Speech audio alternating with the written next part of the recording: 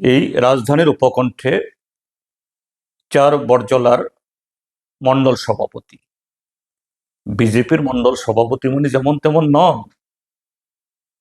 কারাই মণ্ডল সভাপতি হতে পারেন?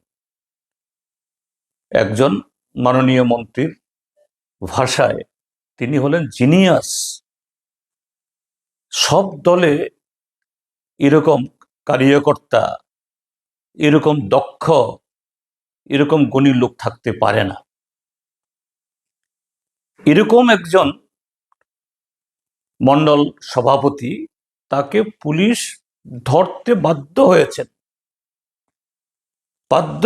পুলিশ ধরেননি কেন? ত্রিপুরাজ্যের মধ্যে যারা এরকম মণ্ডল স্তরের নেতারা, তাদের বেশিরভাগ এই জিনিয়াস হওয়ার পেছনে যে সমস্ত গুণ তাদের অর্জন করতে হয়, জমির দালালি, চাকুরির দালালি, কমিশন বাণিজ্য, নেশা বাণিজ্য, এই ধরনের গুণাবলী থাকলেই তখন এই জাতীয় জিনিয়াস হওয়া যায়।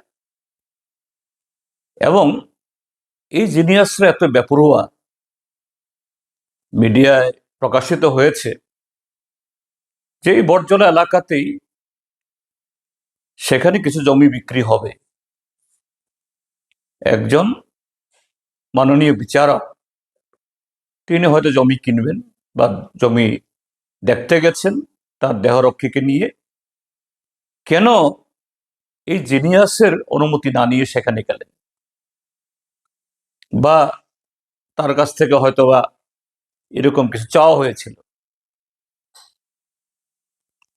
কাজেই জিনিয়াসকে অগ্রাহ্য করে গেছেন সরকারি আধিকারিক, সরকারি কর্মী, দেহরক্ষী মানে পুলিশ, তার উপরে চড়া হয়েছে। এটা যখন লোকচক্ষে আসলো, উপায় নেই, সরকারের এবং দলের তাদের এই নগ্ন চেহারা আড়াল করার জন্য তাকে লোক দেখানো বরখাস্ত করা হয়েছে। আর ভারতীয় জনতা পার্টির বরখাস্ত হওয়া, আরে সংবিধান থাকলে, নিয়ম থাকলে, গঠনতন্ত্র থাকলে বরখাস্তের মূল্য থাকে। লোক দেখানো সাসপেনশন করেছে, লোক দেখানো তাকে অ্যারেস্ট করা হয়েছে, কিন্তু শাস্তি কতটুকু হবে সন্দেহ আছে।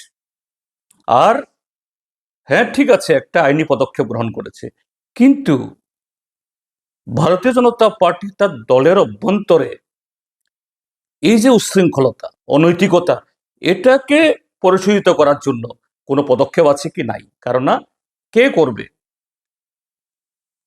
ওই কথা আছে খাস বাংলায়, চালন আর সূচের গল্প। নেতৃত্বই তো ওই চালনের মতো হয়ে আছে, শতচ্ছিদ্র। তো সূচকে কি বলবে? কাকে কে শুধরাবে? কাজেই রাজ্যবাসীকে সে দায়িত্ব নিতে হবে এই চরম অরাজকতা থেকে।